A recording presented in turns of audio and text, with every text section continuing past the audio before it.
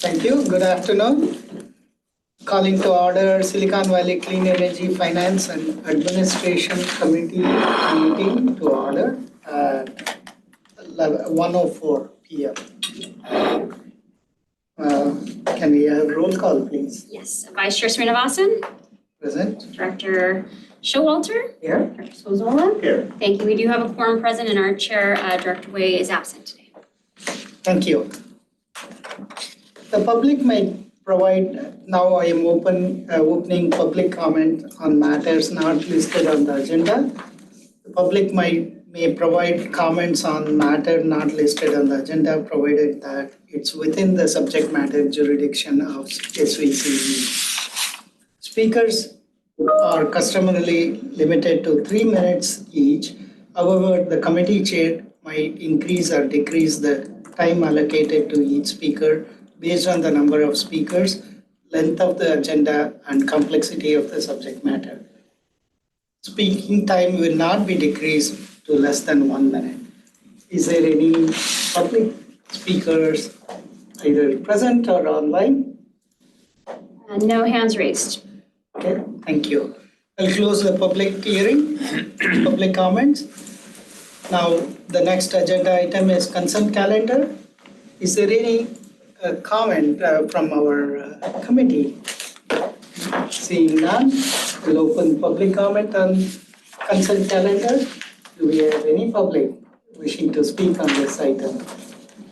Okay, thank you. Now I bring back to the committee. Can I have a motion? So moved. Second. Thank you. Can we have a roll call, please? We don't have to do roll call if we don't want to, since we have all members present. Okay, sounds good. Then the motion is passed. I'll call the question, just to make sure everybody. All in favor? Aye. Any opposed? That motion carries unanimously. Okay, thank you.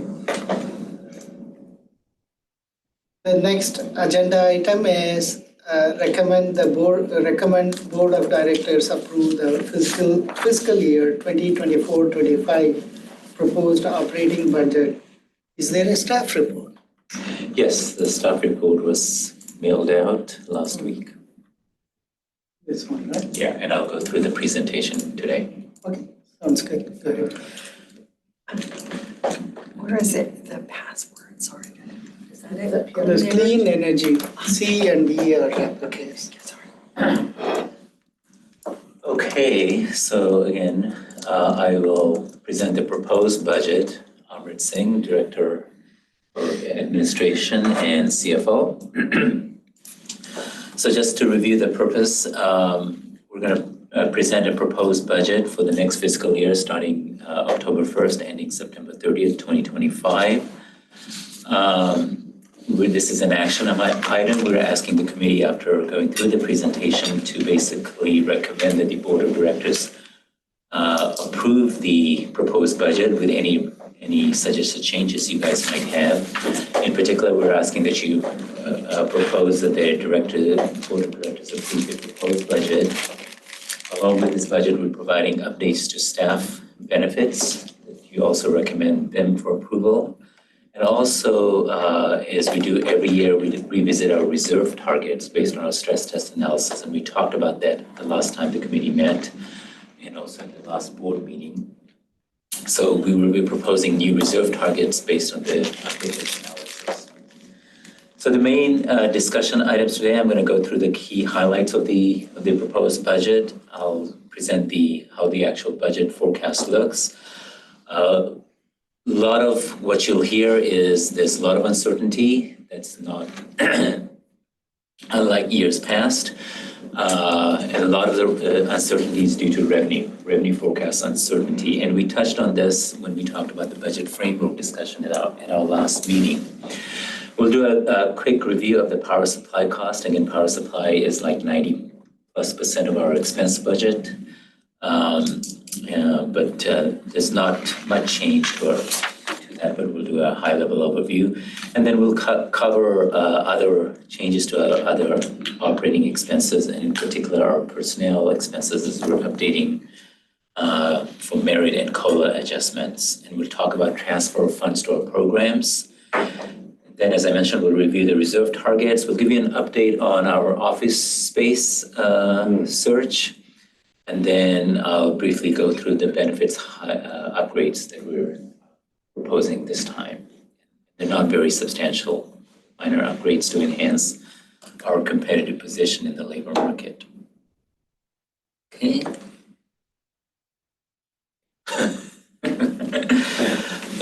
So this is the timeline, just to review the timeline very quickly. At the May 13th meeting, we went through the high-level framework discussion, which we also presented to the board at the June 12th meeting.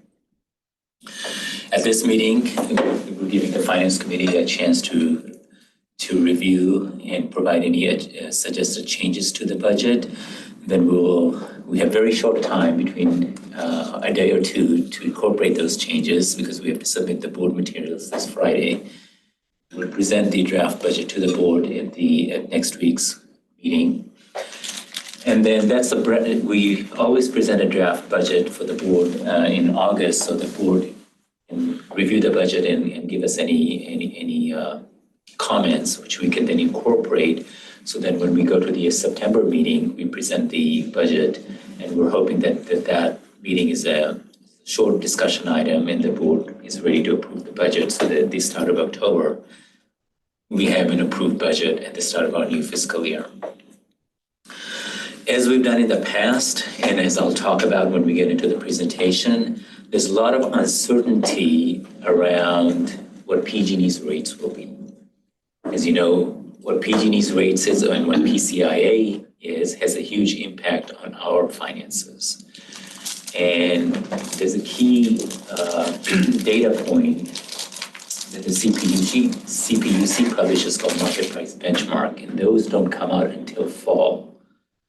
And they have a very big, profound impact on PCIA and PG&E's generation rates. So, and that has a huge uncertainty on this year's forecast, similar to last year. And what we've done in prior years, and we recommend that we do this year as well, is that at this time when we were approving the budget, we look at all the expenses.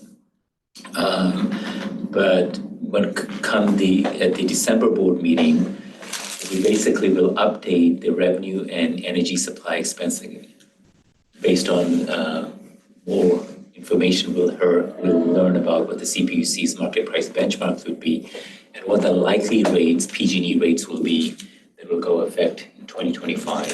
What the new PG&E's generation rates will be as well as PCIA. So to do that, we'll come back to this committee. So our next meeting will be sometime in November at a date that we will establish later. And that will be to give you the updated revenue and energy supply expense. All the other elements of the budget will stay the same. And then as we do every year, we do a mid-year adjustment of the budget, which we will do in March. We'll present it to the board and we'll present it to the Finance Committee in February. Any questions on the timeline and the process we go through? Yes. I have a question.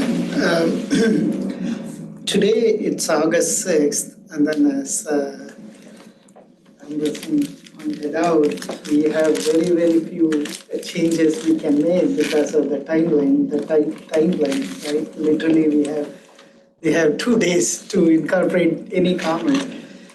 Is there a way to push to July or something like that so that we can provide really realistic comments rather than superficial comment? Does any other committee members think that way? I see what you're saying. Usually we're in a break during July though, so that makes total sense. Oh, we don't take a break. Oh, really? Oh no, God, you have to. But anyway, so Yeah, that's, I think, why it's arranged like this, because I know my city and many others, there's usually a 3 to 4 week like break, and it's typically in July, and then near the beginning, like right around now, is when we get back into the swing of things. That's the main reason. We basically take the July off from board and committee meetings. Okay. But don't feel like you're restricted to provide superficial or high-level comments. Provide full comments. And if we're not able to update them, what we'll do at the board meeting, and we'll say, we're still working on these comments that we received from the finance committee. Okay, thank you. And we will update those. We'll get the board to comment on them, and then we will basically reflect that when we go take the amended or revised final budget September board meeting. Okay, thank you. That is really useful. Thank you. Next slide. So here are the key highlights of the budget. So I'll give you the punchline, and then we'll build a story later. So the highlight is we're looking at a positive year. We're not in red, we're in green. Always a good thing. That's always a good thing. But we're not, what I'm showing in the budget, and you'll see in the next slide, we're not too much in the green. We're like 14 million positive for the year. But the big reason is, as we talked about at the last meeting we had huge uncertainty on CPUC's adoption of market price benchmarks. So what are market price benchmarks? So this is basically what CPUC establishes the price to be used for energy, RPS, and RA in computing the PCIA portfolio. PCIA, as you remember, is a charge that our customers pay to PG&E. But basically, this is a mechanism that PG&E has, and it says, hey, customers, when you are our customer, when you are part of PG&E customers, we made certain commitments in the portfolio on your behalf. Those commitments go with you. So basically, they take a snapshot of the portfolio at the time the CCA customer leaves PG&E's portfolio, which for our case is mainly 2017. So they take a snapshot of their portfolio at that time, and then they basically will say, we'll basically assess the value of that portfolio minus the cost of that portfolio. And if the cost is higher than the value, you basically have to pay that in the form of PCIA. And if the value is higher than the cost, which means PCIA will be negative, PCIA can go negative. And for some vintages, it has gone negative in the past. What about the cost of maintaining it? Is that in another charge? It's all in there. It's all in the PCA? The cost of legacy resources that PG&E owns, we get allocated our portion in the PCIA. Okay, so the ongoing O&M is incorporated. Of the legacy, if they build new resources or require new resources after our customers left, that's on our PG&E. Oh, okay. So only when, That makes only the sense. time, our customers were with PG&E. Okay, so that price, that market price has a huge impact on basically how the PCIA will be valued and even PG&E's rates will be set. Market for energy component, energy is very readily traded in the market and prices are fairly liquid or transparent, right? So you can look at a forward curve at any given point in time and know what the energy prices are. CPUC will use a forward market price. But for RA and RPS, they're not as liquid of a product.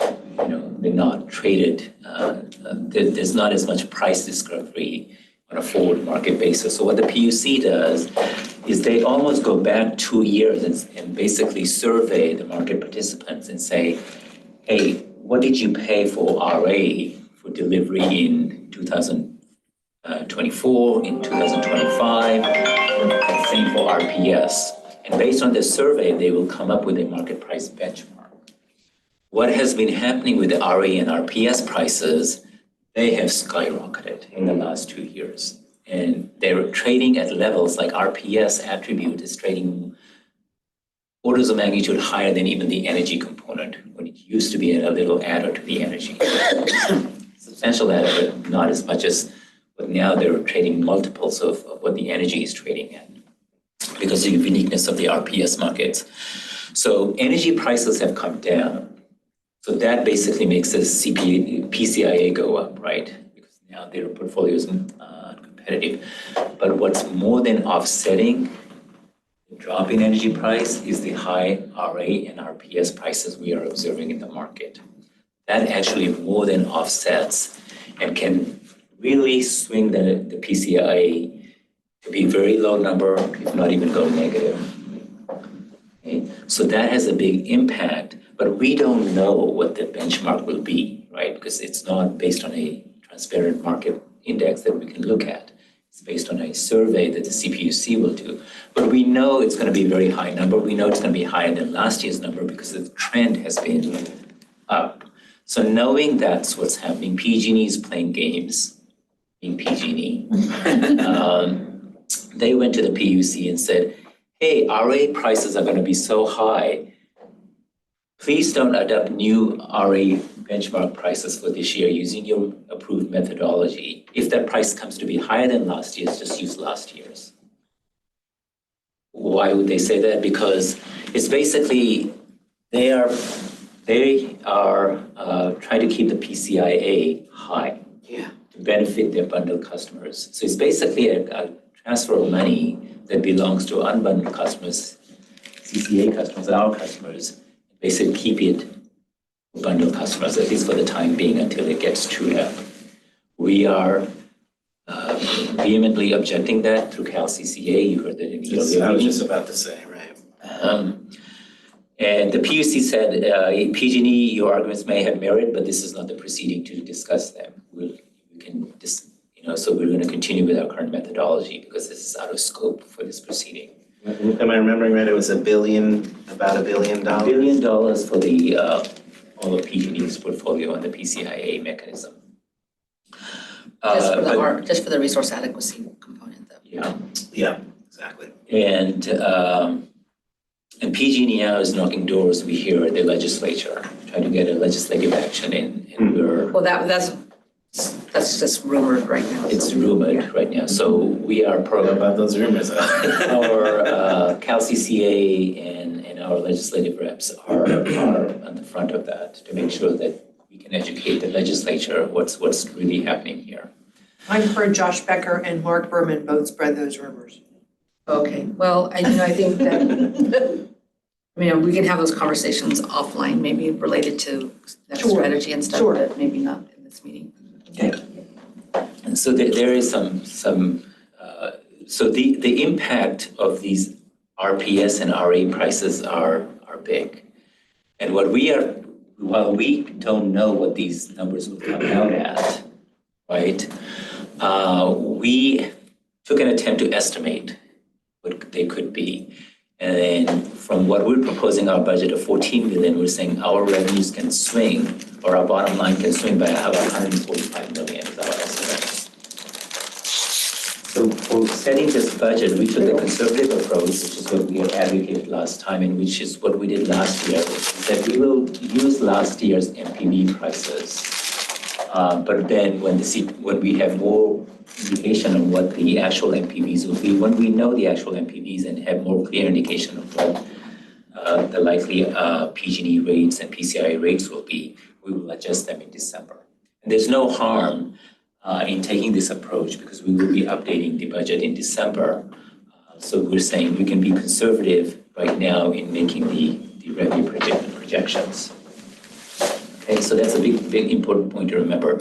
We're projecting 14 million, but the upswing could be 100 to 145 million. And last year we said the same thing. We said the upswing could be 100 million, but it turned out to be 120 million upswing. Okay, so that's the highlight, the financial highlight. That's the big picture of this budget. On the customer discount, we're advocating we continue with the current 4% discount and 1% that 1% of total dollar discount amount converted to bill credits to low-income customers. This is something we've been doing for the last few years. So total of 5% out of our pocket, 4% every customer gets, and 1% translated into dollar bill credit that our low-income customers can get. And in the SOC report, I said it would be about 12 or 12.25 or 12.50, but I think our Carefairer customers have come down. So it's more like $13.90, so a little higher credit they will get on a monthly basis. So there is a decrease of $112 million in revenue, right? So yet we are coming out positive on the reserve side. I will go through that. Yeah, you will go slide. through that. Okay. And what's really helping there is the investment income. Yeah, that's what I thought. I saw that, but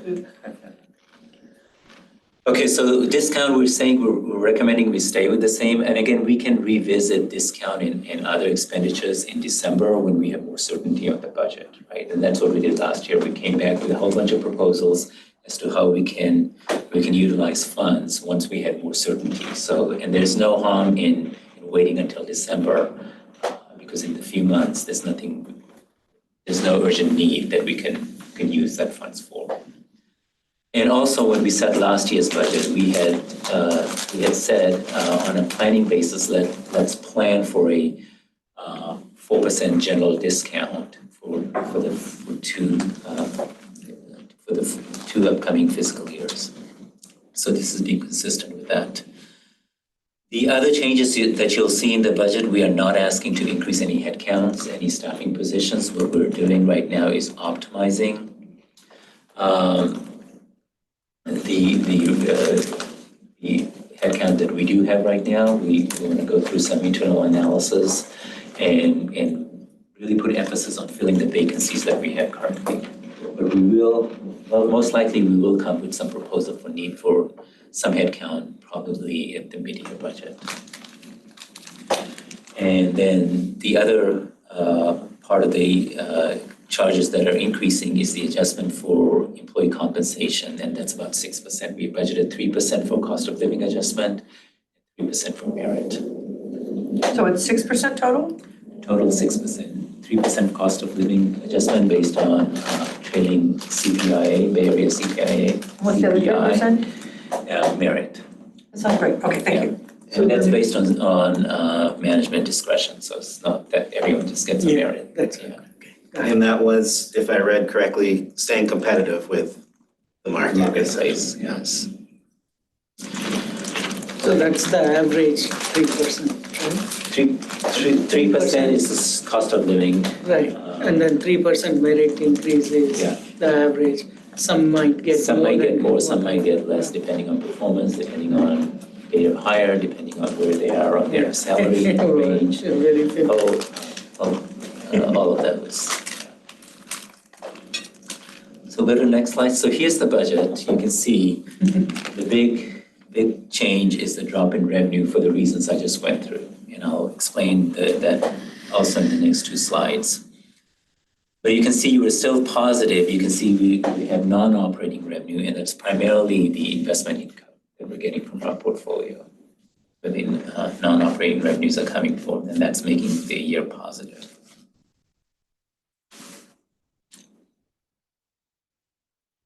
There's more detailed breakdown of the budget in this staff report attachment.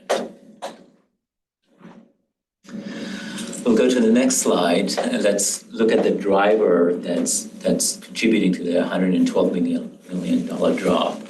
As you know, we set our rates to be competitive to PG&E, right? So, and we try to provide a 4% discount. We do provide a 4% discount. So basically, what we want is the rate that the customers pay us, the blue box, plus the PCIA is 4% below what PG&E charges, right? So if the orange box, the PCIA becomes bigger, if the PG&E rate, that bar line comes down, then the blue box shrinks, which is the rate we charge our customers. So that times our load is our revenues. So when we're projecting, for the budget purposes using last year's MPV prices, is that PCIA will increase from 1.5 cents to, almost 180% increase here to $2.92 cents a kilowatt hour from 1.05 cents a kilowatt hour. And the PG&E rates dropping on average from 16 cents a kilowatt hour to about 14 cents a kilowatt hour, reducing our margin by about 28%. So PG&E had two rates in 2024. They had a January to June rate. And then as we mentioned at the last board meeting and also previously, in July, they lowered their rate. And that was basically due to recovery that they had. They're recovering some funds over a 6-month period. So that's why Jan through June rate was higher and the July through December rate was lower, and this was known ahead of time. Rates were approved in late December last year. What's the big difference? Does this happen every year? No, this was a unique for this year. Usually they have one generation rate. Yeah. Sometimes they may change it in Right. March, but usually it's one rate for the year. And Amrit, if the PCIA goes negative the way that it may have to if the market price benchmark is really, really high, that would mean that PG&E's rate would have to go up again, right? I mean, theoretically, because they can't reduce their operating expenses. And they wouldn't take it from shareholders necessarily, so that means the gen rate would go right back up.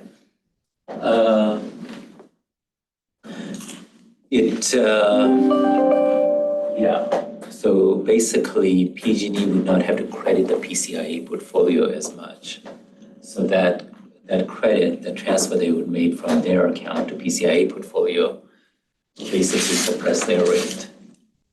Suppress their I mean, bring their rate down. But how they will treat that depends on the CPUC. CPUC may put that in a balancing account, may not let them. But so far, CPUC has said no, right? They're not going to do that.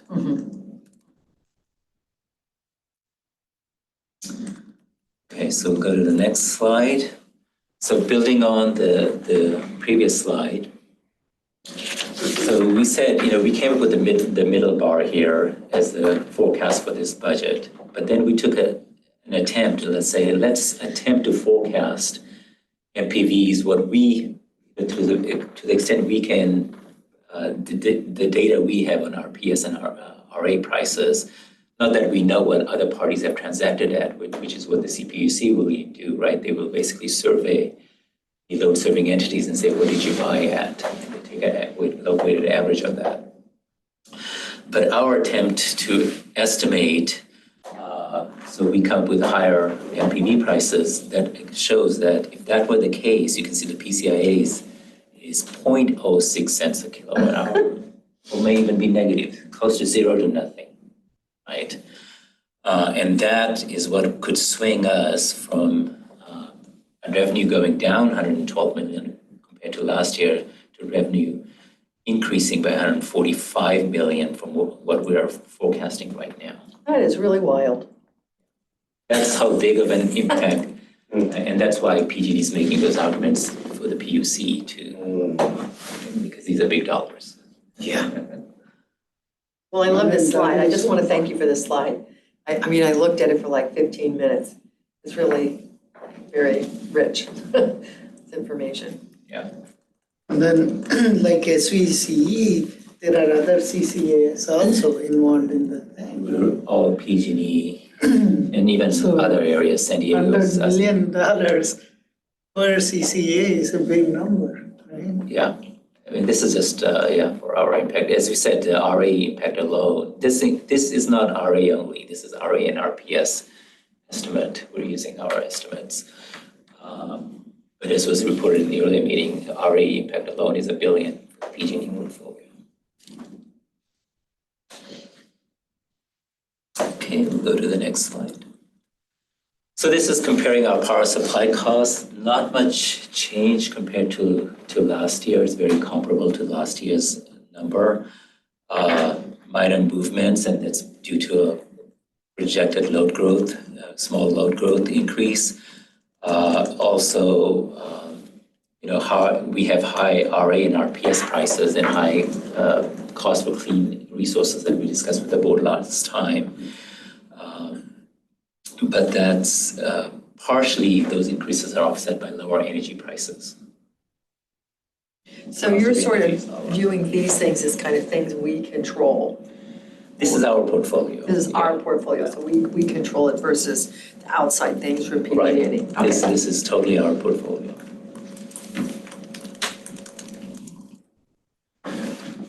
Okay. There are no questions on that slide. We'll go to the other operating expenses and transfers. So you can see the big increase is in personnel cost of 2.6 million, and that's primarily due to the vacancy. At mid-year budget, we knew we were not going to hit our headcount target. So we lowered the personnel cost, by known vacancy. Now we're truing up to a projected 5% vacancy. We basically always bake a 5% vacancy in the budget. And then you can see the cost of living adjustment is 3% at 363,000 and 3% for merit at 360. Then the other expenses, basically, G&A, professional services, data management, PG&E fees, those we're projecting to increase by 1.8 million. And all of our other operating expenses, we do include a 5%. I would just like to say, kind of as a comment, outside of, the current, the what's happening right now, in terms of our budget, that taking a long-term view, this is an excellent time to add staff. And the reason for that is that because in our economy, government looks much, much more advantageous as a place to work when the tech industry is bottoming out.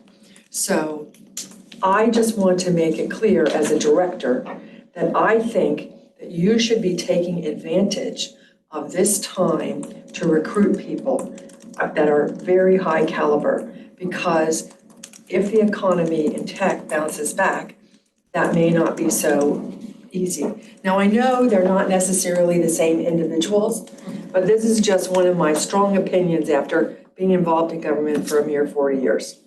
There's really an inverse relationship between our ability to recruit and That's a really good point. In fact, we did recruit someone from the tech industry not too long ago. I think for us right now, we're going through kind of an assessment of what our next big wave of growth is going to be and where we actually need it and where to put those resources and how to align to meet some of our big challenges, including deploying all these programs. But I don't think we should be hesitant because of the money. I guess that's what I'm saying. That's never been. Because this is a window of opportunity. Yeah.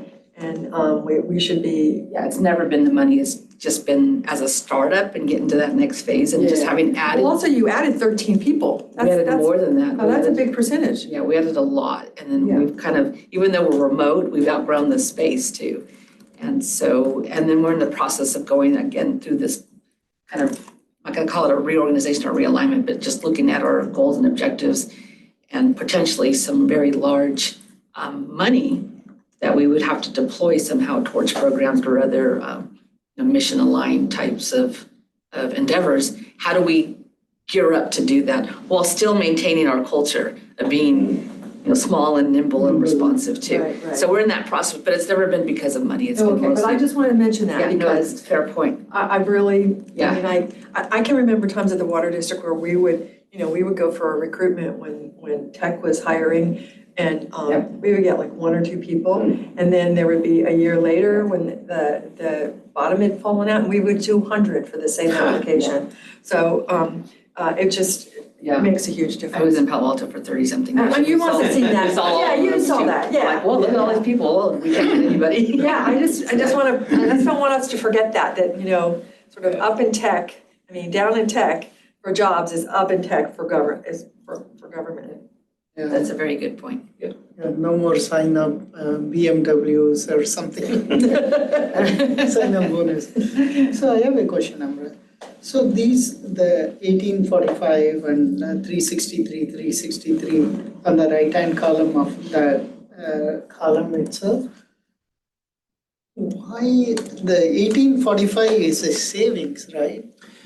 So we're comparing the change to the current budget to what we had proposed for the current fiscal year, for the new fiscal year with the current fiscal year. And for current fiscal year, we had updated the forecast in March. So comparing to media budget, at media budget, we knew we were not going to meet headcount target beyond the 5% vacancy. Okay. So we had baked that savings into, so when we now true up for that, It looks like an increasing cost, right? Okay. Thank you. Question. The only other points to highlight on this is capital expenditures. We're expecting about $1 million, as we said. We will potentially either expand in the space we're in. Actually, I think this is coming up in upcoming slides, or we're looking for a new office space. So with the move, we're going to have some need for renovation and furniture. We budgeted about $1 million for that in this fiscal year's budget, in fiscal year 24-25 budget. And then we have the transfers to our programs fund, our decarbonization fund. By the board policy, we always take 2% of projected revenues that we transfer every year. That's 8.8 million. Then we transferred 3.7 million from nuclear allocation savings. So these are the savings that we projected we received by accepting nuclear allocation from PG&E. And then the bill credit I talked about for the low-income customers, the 1% projected bill credit, that amounts to about 4.4 million. And the 1.8 million, this was approved by the board at the June meeting. This basically had to do with one of our contracts that is a natural gas-fired contract, and that the emissions to basically, we got the board approval to set aside 1.8 million towards community benefits in the Bakersfield area. Bakersfield area. This was at the last board meeting. So board authorized us to set aside 1.8 million. So we're basically transferring that out of the operating budget to that program fund. Okay, so next slide, let's talk about reserve targets. So as you know, we set aside reserves so that we can withstand what we call extreme but plausible stress scenarios, right? And these are, in our lengthy energy career, we have seen these type of scenarios happen. They don't happen every year, but within a 10-year period, you're likely to get some variation of this. Every 4 to 7 years, I believe. So we went through the stress test analysis with the committee at the last meeting and also at the board at the June meeting. And then we said we use the stress test analysis to basically guide us in setting our reserve targets. And the way we do that is we say, what if the model stress scenario were to occur? And we were to keep our competitive position, we maintain 1% customer discount. How much of reserves would we draw on, provide that 1% discount, such that, set the target such that in the next 2 fiscal years, we don't fall below 120 days of cash in hand, right? We want to have at a minimum of 120 days of cash on hand. So that's how we come up with the goal, the middle target. The upper target, we say is, okay, for the next, let's look at a 5-year period. Okay, so we're looking at a 5-year period under the stress condition. Next 2 years, fiscal years, we don't want to get below 120 days. And the latter 3 years of that 5-year time horizon, we don't want to get below 90 days of cash on hand. So what would those imply? Well, how much of the buildup in reserves do we need so that we can comfortably withstand this kind of a stress event? So that's how we came up with the current targets, the 300 and 490 days of cash on hand for goal and maximum target. If we did this year's stress test, and what we did was we basically refreshed the stress test. We found there were some modeling errors as we were updating the stress test, so we corrected for that. And then what we found is that if we follow the methodology, the implied target would be 342 days of cash on hand. The upper target comes to about 713 days. And the reason for that is we feel in coming up with the RPS and RA price estimates, the CPUC benchmark, especially for the latter years of the 5-year horizon, our assumptions in the stress test are actually very conservative. maybe more so than we would have liked to if we had an opportunity to redo the stress test. So that's why the number 700 comes up. What we are proposing is stay with the minimum of 120, set the goal at 350, round it off to a 350 number. And the reason for that is one, this 300 range has been consistent in our stress test analysis. And also we have another indicator, which is the rating agencies. Right. One of our credit rating agencies says having reserves in excess of 300 is what they view as credit positive for basically our ratings. So we think 350 is a good number. So we're saying 300, if the board feels 300 is committee feels 300, we can stay with 300.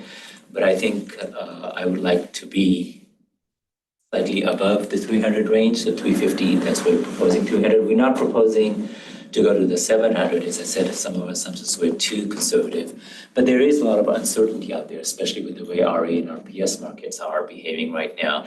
So we're saying stay with about 490, but let's round that number to a number that looks more reasonable, like 500. I don't want to imply too much precision in 90. Especially if there's volatility, right? Yes. Wrong message. So we thought we'd round that to 500. We don't want to go to 700 because, as I said, the assumptions are a bit extreme.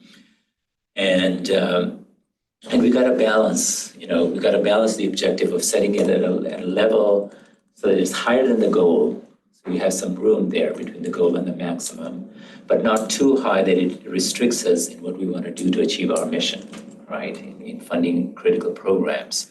So we feel 500 is a good number. And also, we will be revisiting our hedging strategy, and that's going to change these numbers, probably not require as high numbers as well. So for those reasons, and we monitor our financials every week. If we were to see something critically change in the market, we would not hesitate to come to the board and saying our strategy needs to change. Well, I've just been on this committee for a little while. Is this typically reviewed every year? We do that every year. Okay, thank you. So I'm curious, obviously, the energy sector has its own volatility, but recent news with the stock market, I didn't even check today if it's still crashing. It's up. Oh, it went up, well, that's at least a little, that's a little good news, but as I'm sure you're aware, this is what I've been preaching pretty much the whole time I've been a director, is that I really do appreciate these high numbers. I think 350, if you feel good about it, that sounds good to me, especially since the credit rating people are saying anything above 300, so it sounds like a magic number. But I wanted to know, how insulated are we from, because everyone still is speaking doom and gloom, about, oh, we're in a recession at the least, and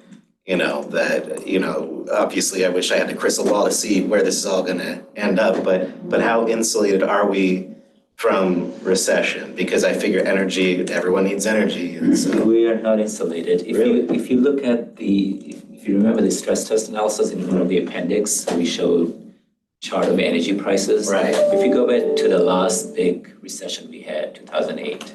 Yes. Right. We had the credit crunch, we had a huge recession. Right. Great recession. Energy prices in a matter of few months, literally 3 months. Oil prior to the crash was like at over $100 a barrel. I remember Came that, yeah. crashing down. Natural gas prices correlated to oil came crashing down. And electricity prices came crashing down.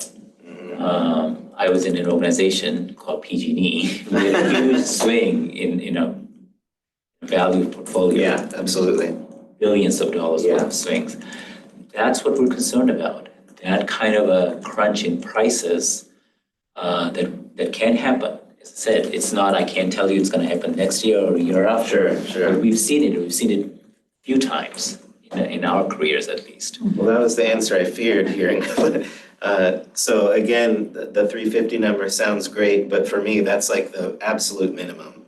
And if when it gets talked to all the rest of the directors, I don't know if we necessarily have it in the budget, but anytime that we can increase it, I would personally, and I feel like this is yet another warning, what's happening, or even though it ticked up today, but it feels like another warning sign to me about, the dark clouds above our head economically and the next impending recession, which it's a cycle, as you were saying, it goes. 2/3 of our load is sensitive load, commercial and industrial load, so that's something Oh, wow. which is kind of unique. with the 2/3 of our CCS. load is, Yeah. is commercially sensitive? Well, it's non-residential load, so it's commercial, industrial, small business. load. Yeah. Oh, wow. You know, they definitely feel the pain of recession Exactly. Yeah. in different So ways. that's what we're sensitive about. That's why we want to make sure we're in a position, we have good reserves, we can remain competitive with other suppliers in the marketplace. So if I put it this way, if another great recession-ish kind of crisis happens, and we do see again the same huge dip in energy prices, obviously that's bad for us. Would the 350 pull us off more or less, like, if it was to that degree of terrible? Again, what plays out may be very different than what we've modeled. Sure, of course. Because no one has perfect insight, but what we are modeling is something that we're very sensitive to, which is collapse in energy prices. Okay. Because of the way our portfolio is structured. And we talked about it in the last stress test, right? We said, because of the way PCIA works, it's a position in our portfolio that we don't get full insights into. It provides a hedge value, right? And so we are financially sensitive to prices coming down as opposed to prices going up. We have our own hedge program. On top of that, PCIA provides hedge. What we're trying to do is basically estimate. It's a shame that we have to estimate because the PUC should really reveal that portfolio to us so we can perfectly model it in our portfolio as we should, but that's another discussion for another time. But we're trying to estimate to take some measure that we can say, we can adjust our hedging somewhat, and that will actually make us less sensitive to price collapses in the future than we are now. But we're doing a lot of analysis and we'll come back with all of those results. Yeah, okay, thank you. So another way to look at this is 350 days is almost 1 year of cash, Yes. right? So even if our revenue goes to zero, we can draw from this reserve, right? That's the. And chances are, if we were in that situation, we're not just going to keep drawing on the reserve. We will come to the board with a strategy, right? We will say, okay, this is what's happening. There could be a number of things we could do. I don't want to go through them now, but we will at that time propose what makes sense because we wouldn't just let. It's like no revenue, just expenses kind of. Right. That gives me great reassurance hearing, hey, but we actually have a few strategies in the back room over here, just in case. We have the reserves and a few strategies we can implement. That makes me feel good. So another question, so the target is 120 days for next 2 years and then upper is 90 days for next 3 years. If the stress just wouldn't happen, make sure that we don't fall below those thresholds. So that comes to about 510 days. Why is that? No, this is looking at any given fiscal year. Okay, I see. Any given fiscal year, we basically look at the finances under the stress condition. Okay. And we say, and then we basically project out under the stress scenario what our reserves are and correspondingly what base cash on hand is. We're saying we don't want to fall below the next 2 years, 120 days, in the latter 3 years, in the 90 days. So in other words, how much should we build up front so that we can withstand that kind of a drawdown on reserve? Right.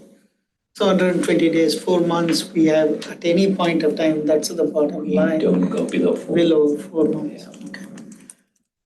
Where are we with the reserves now? We are in good position. Okay. I'll show you what our projection is in the next slide. Okay, right. We're very close. We're actually slightly higher than what we're projecting, and we're around 370. Okay, well, I did have a question, and that is, I know that as time goes on, we're going to have more and more of our power from long-term contracts that we, for renewable resources that we've made. So how does that buffer these fluctuations in cost as time goes on? Does it get better It seems to me like it should get better. Do I misunderstand the situation? Yeah, it provides us with it locks in the price of power, so our cost doesn't change, but our competitive position may change, right? If PCIA goes up, Yeah, that can certainly change. our competitors' cost structure changes because they were not hedged and they take into account lower prices than what we contracted in. So we gotta factor those, Things in as well. yeah, So it provides a little bit of a buffer, but not. yeah. We get more stability, but maybe not more competitive. Yeah, Okay. it's basically just because you have a, what I would call mark-to-market exposure, right? The value of your resources relative to what the market value is. When prices drop, the market value goes down.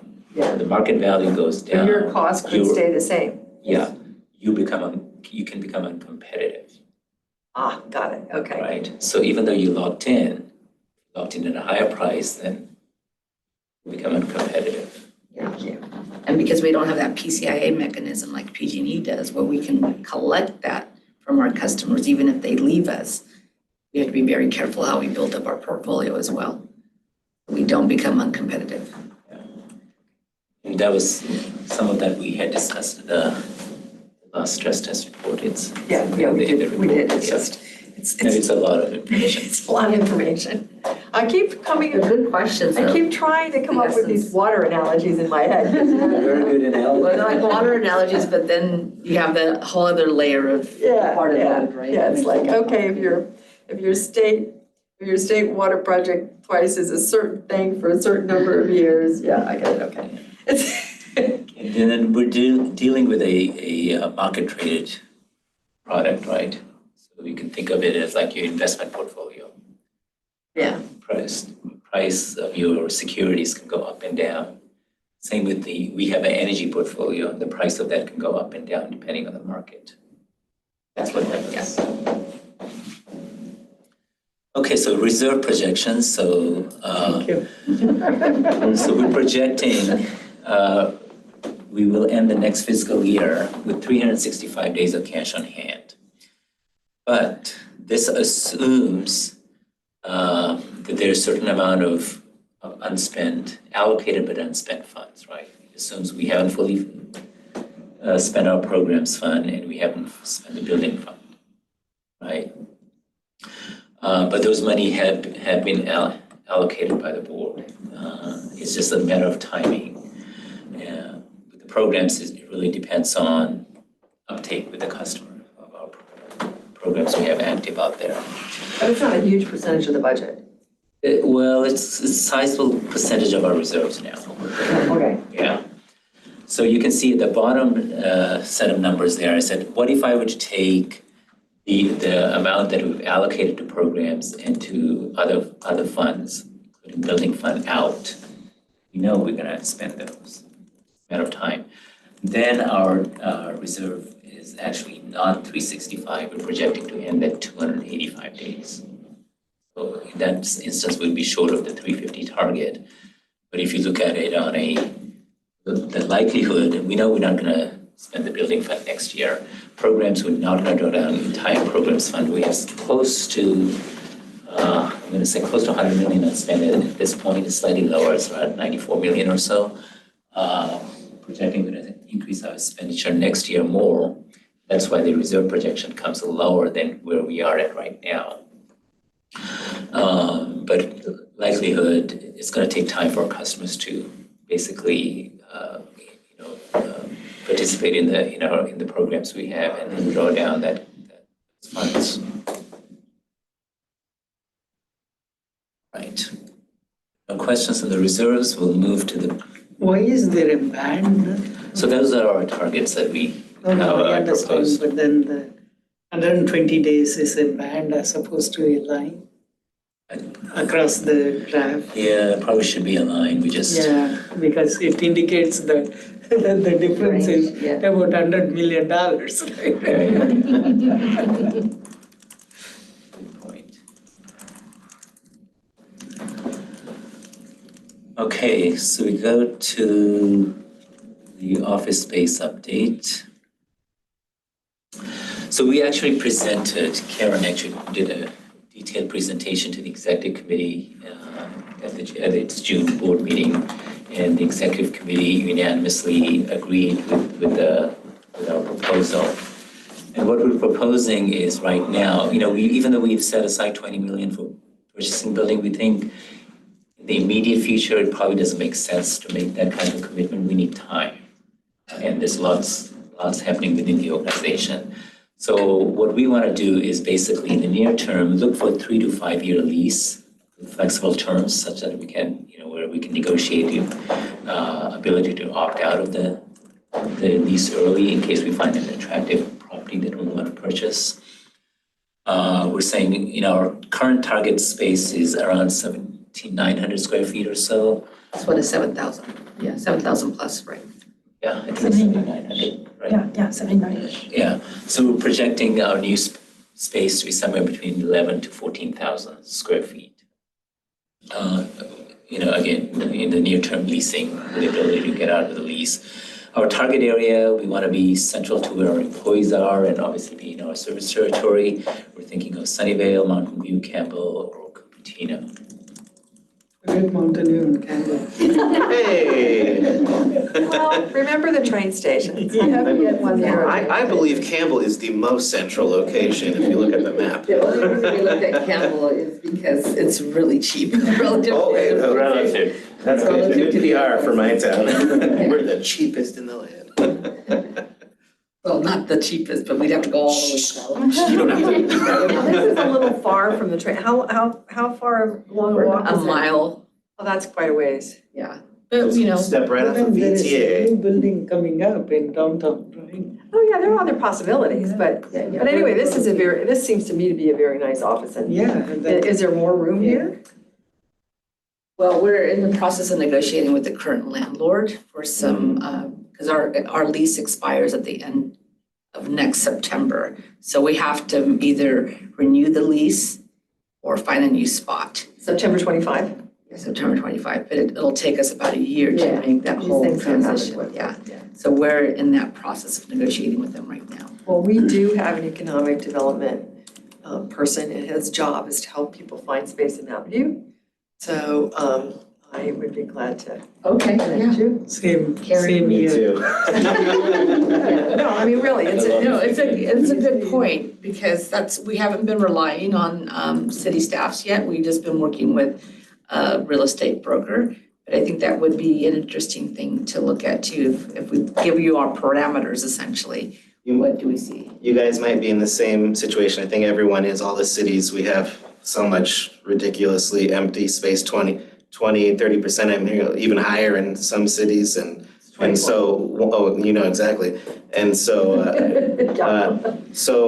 I think it sounds like you might be doing the same thing, but we personally are getting people that can work with anyone looking for office space, where that's one of our main priorities, is making sure that there's a direct line of communication, letting the people know who's interested, these are the available spaces, and keeping that communication line open. So I think you could probably reach out to most of the cities in the West Valley and find someone that would give you that direct line of communication on what's available. We'll follow up with your staff, so Yeah, maybe. our economic development Yep, department exactly. is the body which connects people. Yeah, both for our short-term needs and then for our longer-term. Yep. If we decide to buy it. Absolutely. But, yeah, we're a good tenant. We have good credit. Never miss a payment. Rated by one. 360 days of We have to be competitive. That's right. Keep our costs down. Get your bids in. Okay, so as I said, we've set aside funds for renovation and furniture.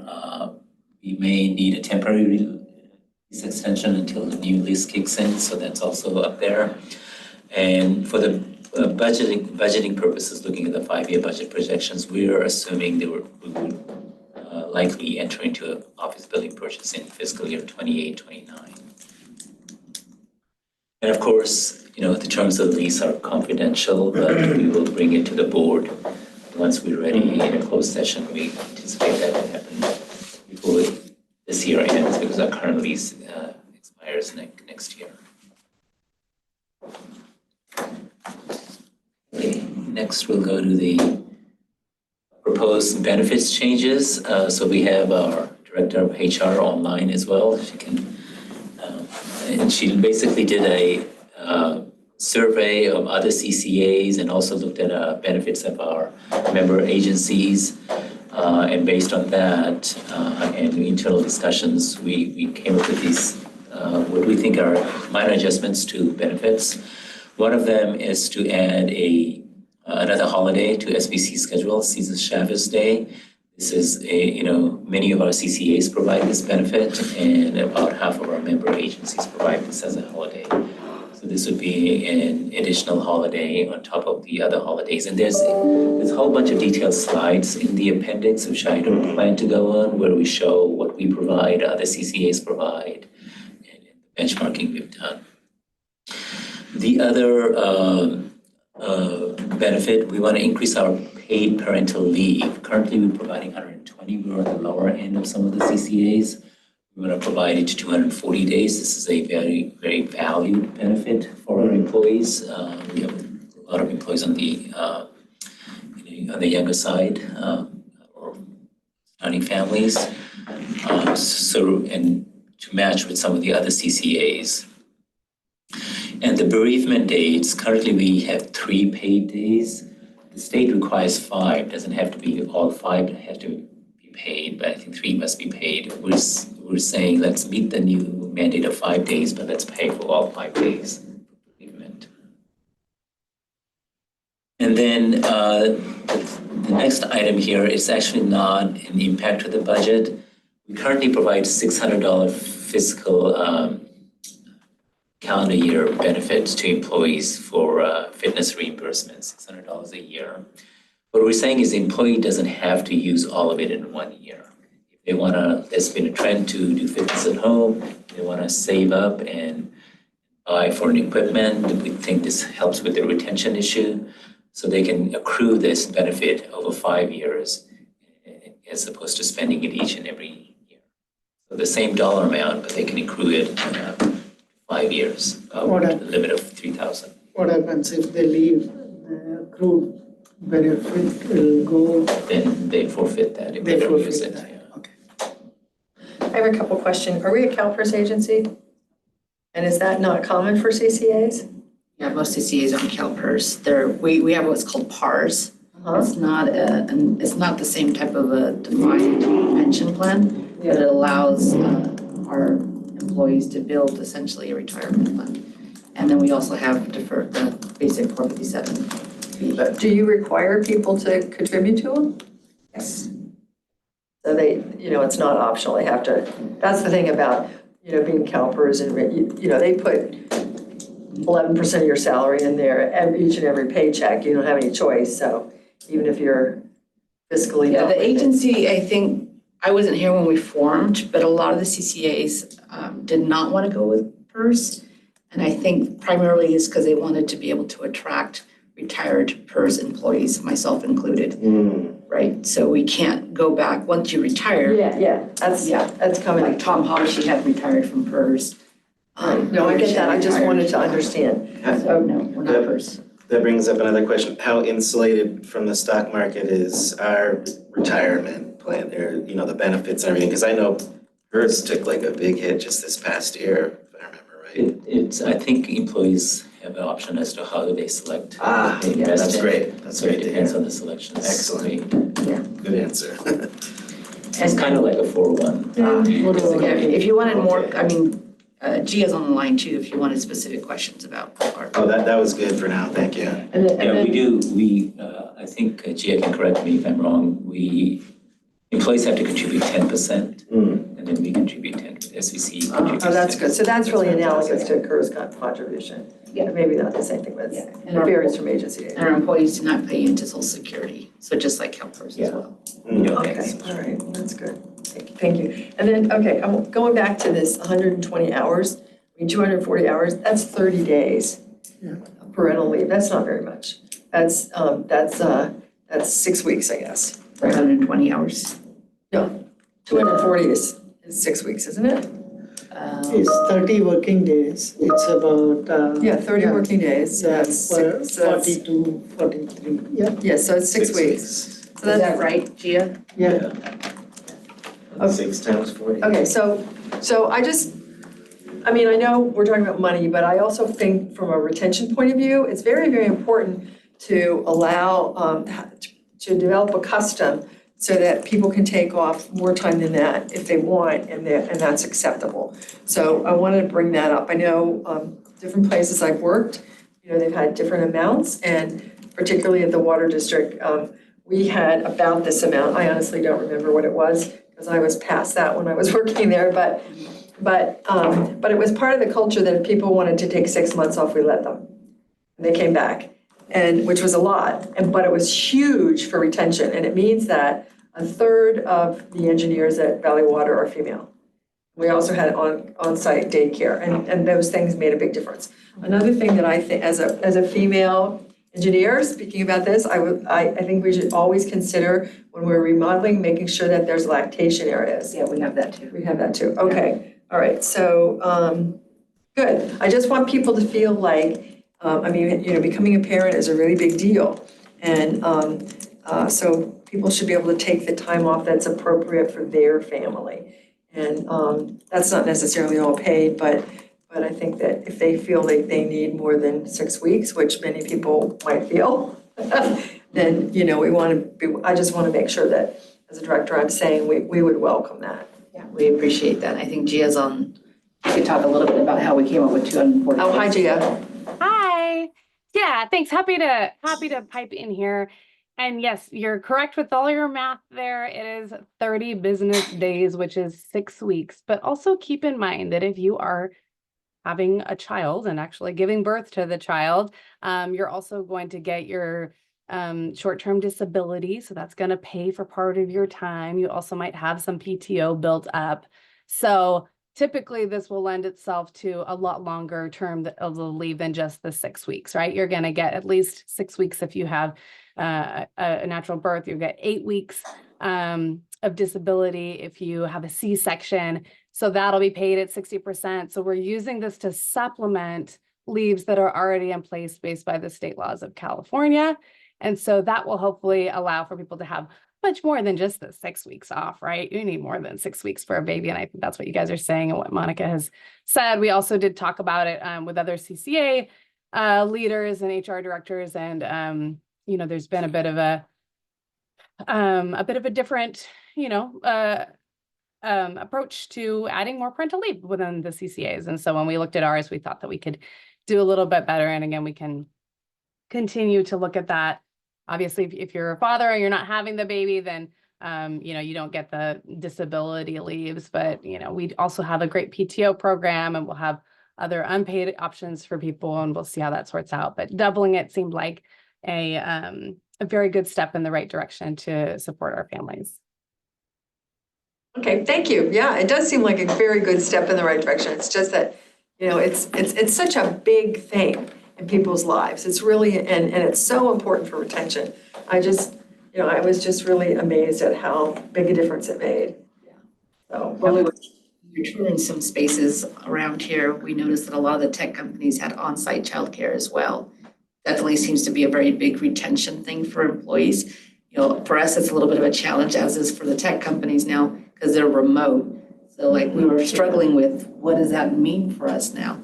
How could we help? And so Gia has put together a team to look at, for next year, some things that we could do to improve retention, what we call stickiness of employees, and to have a track, including some of these family benefits. What does this generation of workforce really look for, or what are they interested in? What would help them want to choose us or to stay, or make them want to stay here as well? So those are all important things that we're considering.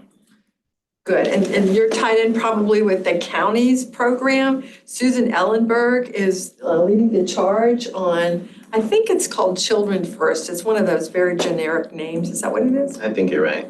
Anyway, it's about improving childcare capacity writ large in Santa Clara County. It's not just for government. So you might want to, tie in with that.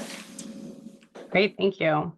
Yeah, and I think as part of our, natural maturation in the agency, we see our workforce maturing too. And then we see, different things happen as people decide to start families, et cetera. And there's a different portion of employees that affects throughout the maturation process. So that's just something we're keeping an eye on with, an eye toward equity, et cetera. Great. Thank you. Thank you for the comments. Thanks. One other benefit I want to highlight is that we want to provide a one-time $500 reimbursable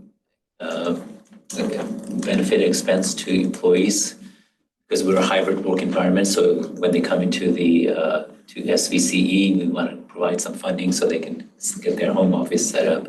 This is something we provided during the COVID period. We want to now make it an ongoing benefit for all new employees and also to cover the employees who did not get it after the expiration of the benefit. For those who came after that benefit expired. To anyone who didn't get it, get the $500 plus be ongoing for all new employees. Those were the highlights for the changes. Again, we're always comprehensively looking at our benefits to make sure we can attract and retain talent. May have more suggestions in mid-year budget. So that brings me to wrap up. And as I said, there's a lot more details in the appendices, the 5-year forecast, a lot of supporting data, the recommendations. But in summary, as I said, it's a positive year, but with a potential to be a very good year if PV prices come out the way they should. We're projecting to keep our customer discount of 4%. Overall 5%, 4% for everyone, with additional 1% translated into dollar bill credit for low-income customers. Again, we can revisit this December timeframe. We're not proposing any other additional expenditures, but we do plan to come back to the committee and to the board with some scenarios when we bring the update in November to the committee and then to the board in December. You updated revenue and power supply expense numbers. And for other big decision around the office space, we want to continue the leasing options for the near-term future, but still look out for the opportunity to find the right building to purchase within the 5-year time horizon. And as the picture shows, there are many risks. We always have to be aware of those. Reserves are very important because once you release them, you cannot recapture them. The reserves are full, the gates are open, it's all flooding downstream. Dam's right? working. Yeah. Clean energy. Water now. Yeah, thank you. All right, that's my presentation, but happy to take any additional questions. Oh, good. Yeah, I do have a couple questions, and maybe we should talk offline, because I'm not sure they're really part of the committee meeting, but one of them is, we've been studying, we got solar a couple years ago, and so we've been studying, and then we put in a heat pump. Anyway, we've been studying our PG&E bill and trying to figure out how much we really spent on electricity and how much we saved. And it turns out that reading your PG&E bill is really difficult. And I seem to have a memory that really early in the Silicon Valley Clean Energy, there was sort of a little tutorial on how to read it. Could we kind of refresh that? Because I know. Yeah, Andrea's pulling together some new material for orienting new board members. We can certainly include you in that too.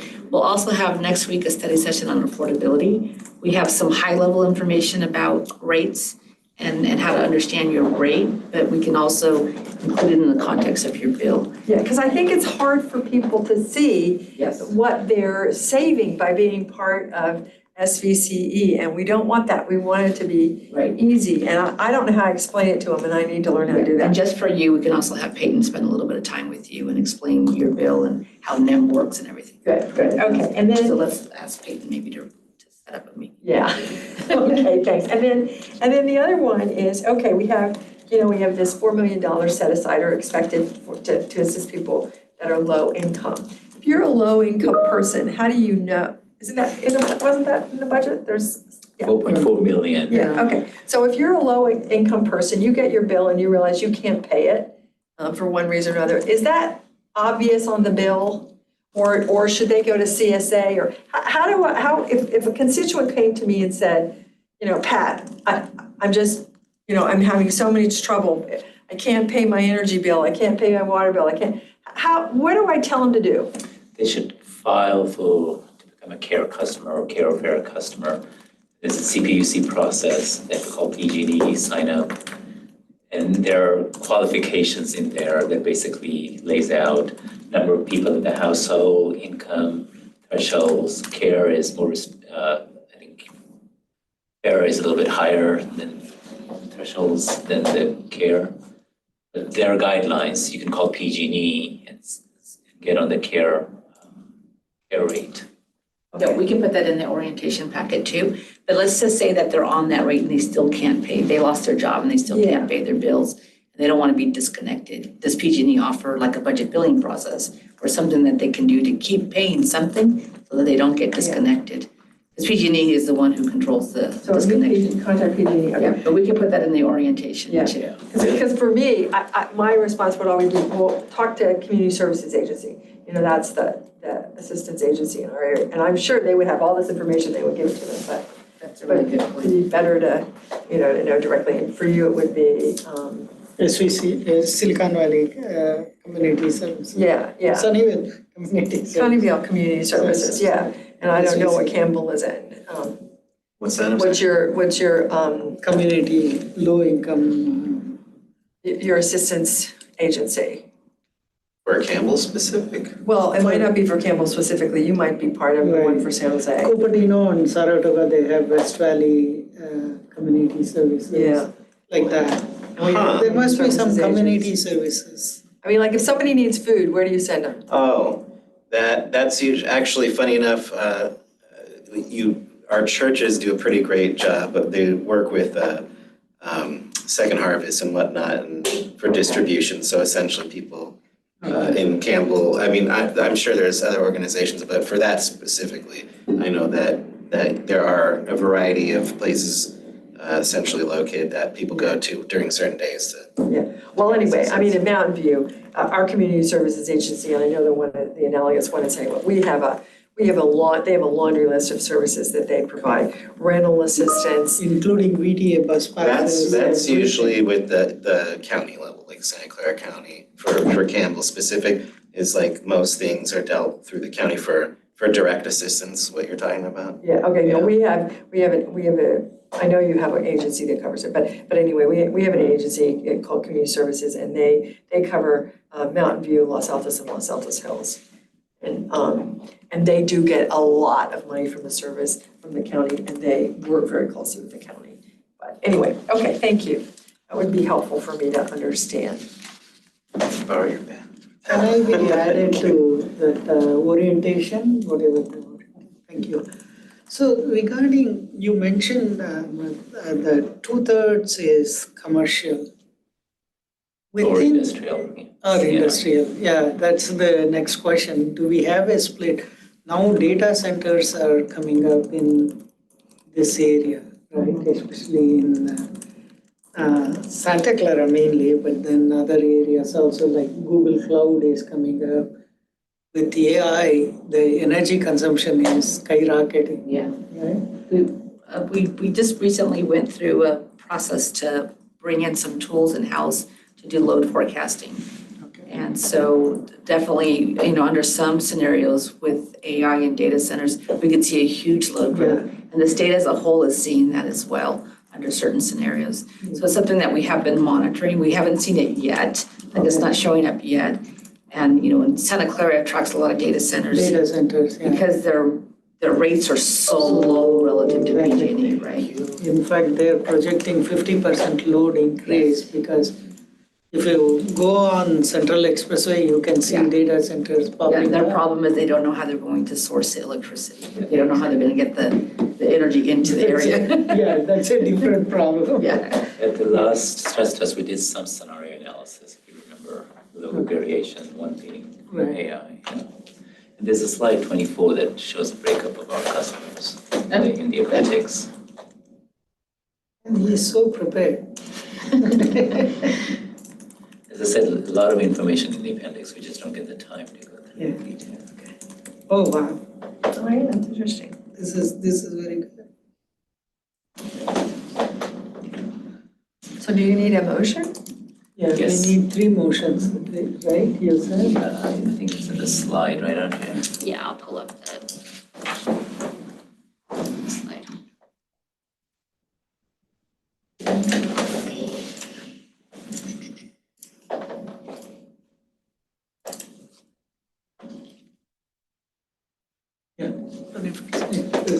Do you do them separately or all at the same time is fine? Together.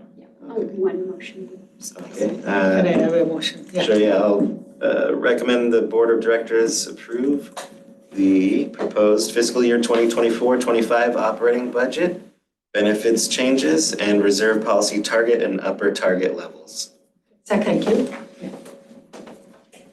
Do we have a voice? Yeah, all in favor?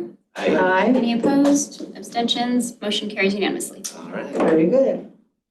good So, days. yeah, so, Very informative meeting. yeah, Yes. so with that, we will adjourn at 2:25. Thank you.